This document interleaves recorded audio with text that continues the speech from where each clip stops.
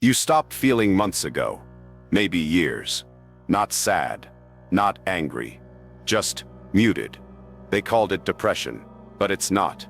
It's clarity's cocoon. The death before rebirth. You didn't lose your light, you burned it. To see who stays in the dark. You are not chasing anymore.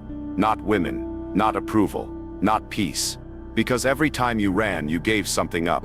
A rib, a truth, a throne. And now, you walk like a man who's buried versions of himself under cities no one visits. Nietzsche called it becoming who you are. But first he said God had to die. So here's the truth. When you stop chasing, you don't find peace. You find power. And the silence that follows is not empty. It's strategy. Before a man becomes dangerous, he dies. Not the kind of death they write in obituaries. No headlines. No funerals. No last words. Just silence. The kind of silence that happens in the soul. When a man walks to the edge of everything he used to be, and chooses to let it burn.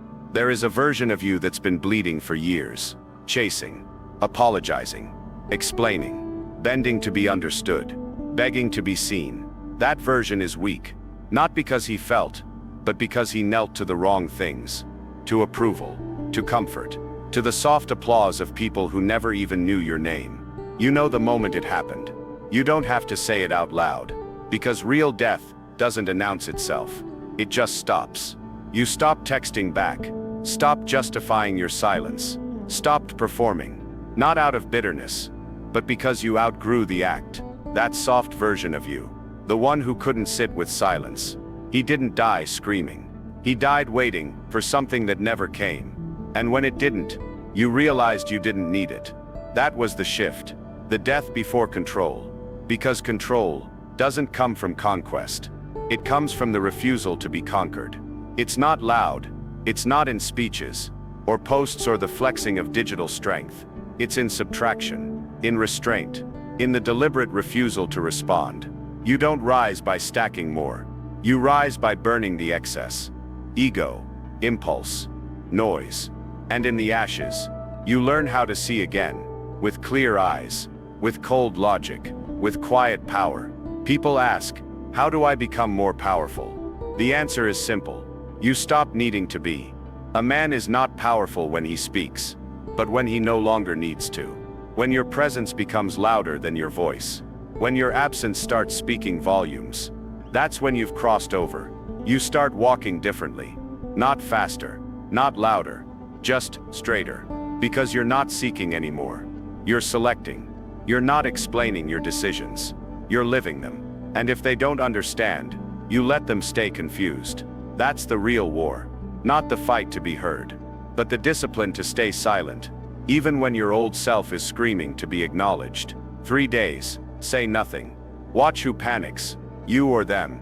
Watch how much noise leaves your body when you stop bleeding for clarity. You'll realize the ones who demanded the most from you, offered the least in return. You'll realize you were the storm, but you let them hold the umbrella. Not anymore. Now you are the wolf. You hunt in silence. You sleep with one eye open, not out of fear, but out of focus. Your identity isn't armor anymore. It's a weapon, forged in restraint, sharpened by solitude, carried by a man who no longer needs validation to feel real. You don't need to be understood. You need to be unshakable. Control was never about dominance over others. It was about dominion over yourself. And once you bury the weak version of you, once you let him rot in memory without flowers or grief, something colder and cleaner takes his place. A presence. It doesn't beg. It doesn't chase. It doesn't prove. It just watches. Decides moves. So if you're wondering where your power went, it's buried under every time you spoke when you should have stayed silent. Under every apology that was really a confession of weakness. Under every explanation that gave your control away. Leave it there. Let it die with the boy you used to be. Because men don't become strong by building more. They become strong when they burn what's false, and what's left is real. You weren't broken, not shattered, not lost in the chaos of betrayal. You were initiated, like a blade forged in fire. Each betrayal, every silence you screamed into, these were not the cracks that broke you. They were the hammer striking steel, shaping you into something colder, sharper, harder than before. You are not the victim of your pain. You are the weapon born from it. This isn't a tale spun to inspire the weak. There is no glory in suffering for suffering's sake. No sweetness in the bitter taste of loss. Pain is not poetry. Pain is a master sculptor, stripping away everything soft, everything vulnerable that you didn't even realize weighed you down. It carves away the illusions, the lies you told yourself to survive. And when it's done, all that remains is steel, unyielding, cold, relentless. Nietzsche spoke of suffering as a necessity, not a cruel option handed to the unlucky, but a demand. Greatness requires pain. It demands it like a king demands loyalty. This is why you now see clearly. Why they left, why they lied, why the wound burned so deep. It was never punishment. It was preparation. The universe's harsh tutor, teaching you lessons no comfort ever could. You weren't cursed. You were conditioned. Look at those who betrayed you, not with hatred, but with study. Every trait, every pattern, every weakness they revealed is a blueprint. Learn it, understand it, but do not become them. Betrayal is a poison that can infect you if you let it. You must rise above the petty games, the lies, the duplicity. To mimic the betrayer is to lose the hard-won edge of your steel. You become the very thing that shattered you. A scar is not a wound. It is proof you healed while watching. You carry it not as a reminder of pain, but as a testament to survival. The scar is your story written on your flesh, a silent monument to battles fought in shadows, victories won without applause. It is the map of your transformation, the proof that the blade was forged in fire and now gleams with lethal purpose. Ask yourself, have you become the steel or the broken shard, the hunter or the hunted? Every scar you bear is a signal. It says you did not break, you endured, you sharpened yourself in the darkness. And now the world must reckon with the man who was betrayed and survived, not by chance, but by choice. The initiation was brutal, but the blade is ready. You think you're falling apart. The walls around you tremble. The ground beneath your feet cracks wide open. And the noise inside screams that this is the end, the collapse. But you're not falling, not truly. You're being reorganized, remade. The silence after betrayal is cold, not the kind of cold that numbs you. No, this cold is pure, sharp. It slices through the fog of false hope and shallow promises, leaving you exposed, but clearer than you've ever been. You waited for help, for understanding, for love, for someone, anyone, to break through the darkness and pull you out. But no one came, and that is good, because you didn't need saving. You needed clarity. Waiting for a savior is a trap, a lie whispered to the weak, to those who refuse to carry their own weight.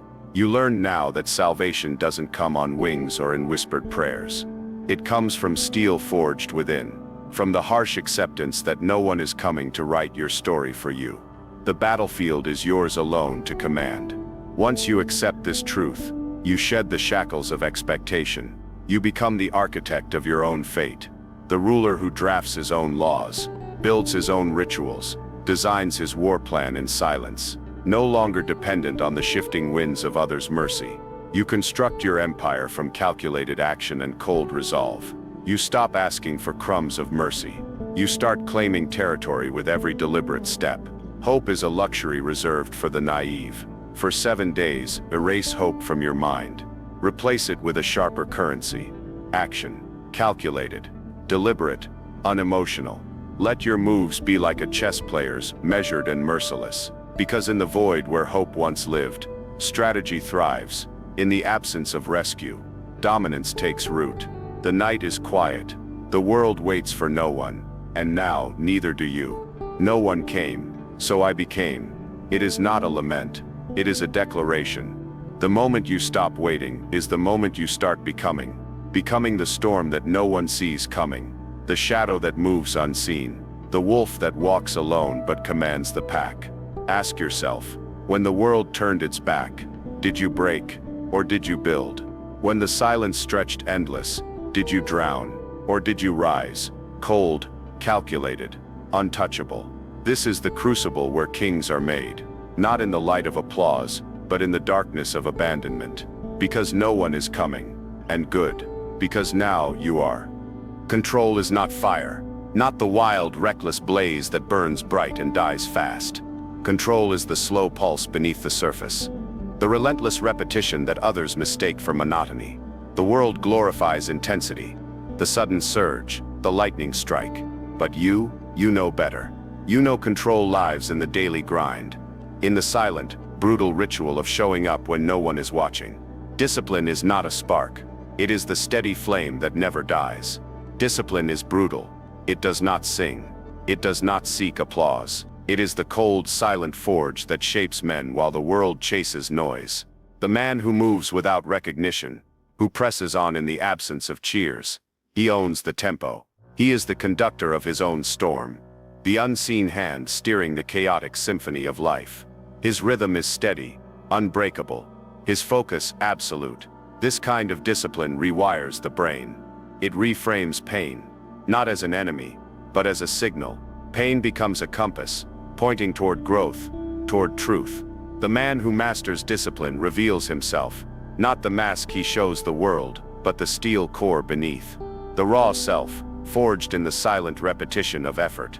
Nietzsche lived through collapse, through exile, through isolation, deeper than most can imagine. And yet he wrote anyway. Every day, through the storms of despair, he held the pen, because the path to power is paved not with grand gestures, but with the quiet, relentless march of discipline. You want this path? Then track only 3 things every day. For 90 days, no distractions, no excuses, no indulgence in the chaos of fleeting motivation. Just the cold truth of measured action. What you track becomes your command center, your battlefield mapped, your progress undeniable. A man who moves at the same hour every day becomes a ghost the world fears. Not because he shouts, not because he dominates with noise, but because his presence is inevitable, unstoppable, like the tide, like the shadow that lingers long after the sun has set. Discipline is the final seduction. It whispers promises no flame can match. The promise of power born not from chaos, but from control. Not from fury, but from patience. Not from spectacle, but from substance. Ask yourself, do you chase the flash, or do you claim the throne built in silence and repetition? The throne where kings are made. Because the world rewards the disciplined, not the motivated, and discipline never asks for permission. You stand before a mirror, but this is not the reflection you once knew. Names stripped away, roles cast aside, masks discarded like worn-out armor. What stares back at you is no longer a man trying to be something. It is the version forged in fire, blood spilled in silence. Betrayal tasted like bitter wine, and brutal truth carved deep beneath the skin. This is not rebirth. It is revelation. The chase is over. The noise has faded into the distance, a forgotten storm on the horizon. You don't need to shout anymore. Your silence is louder than any cry for attention. It is a signal flare that cuts through the fog. You don't perform for approval. You don't flinch at the world's unpredictable blows.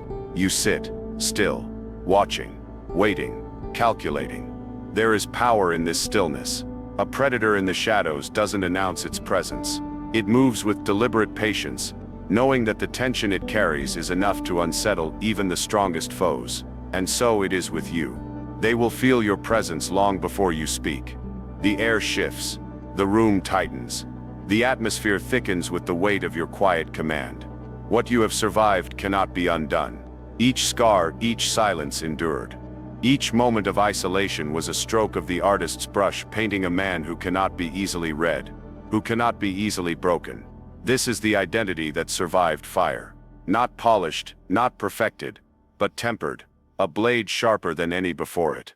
Look into that mirror and say your full name, without blinking, without emotion. Watch what answers. The eyes that meet yours are not searching. They are knowing, unyielding, unmovable. This is the man who has claimed control not by conquest, but by survival. Control isn't claimed. It's survived. Ask yourself, what will your silence say when the world finally listens?